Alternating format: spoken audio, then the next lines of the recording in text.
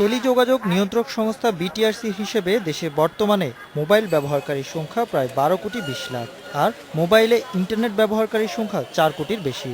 গেল বছর সরকারিভাবে ঘোষণা দেওয়া হয় মোবাইল ব্যবহারে 1% সারচার্জ আরোপের বিষয়টি। সোমবার এই বিষয়ে আইনের খসড়া অনুমোদন করে মন্ত্রিপরিষদ। এতে বলা হয়, মোবাইল কোম্পানিগুলো গ্রাহকদের কাছ থেকে যে বিল নিচ্ছে তার সাথে 1% সারচার্জ যোগ হবে। সঠিকভাবে প্রপার ইউটিলাইজ হয় তাহলে আমার মনে হয় জনগণের কোনো ক্ষতি হবে। যারা বেশি ইউজ করে তাদের জন্য সমস্যা না, সমস্যা হচ্ছে গরিবদের জন্য।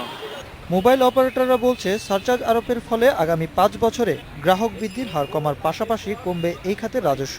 সার্ভেতে দেখা গিয়েছে যে এই 1% সারচার্জ ইম্পোজ করার কারণে 29 লক্ষ সাবস্ক্রাইবার কম সংযুক্ত হবে 5 বছরে। জিডিপি গ্রোথের উপর একটা ইম্প্যাক্ট হতে পারে।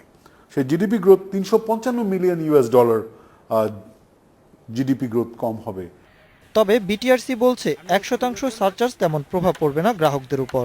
150 থেকে 200 কোটি টাকা এখনকার হিসাবে আসে। আমি মনে করি না যে এর দ্বারা কোনো মানুষের ব্যবহারে পেনিট্রেশনে কোনো ইম্প্যাক্ট। গ্রাহকরা সানন্দে এই সারচার্জ দিতে রাজি থাকবে।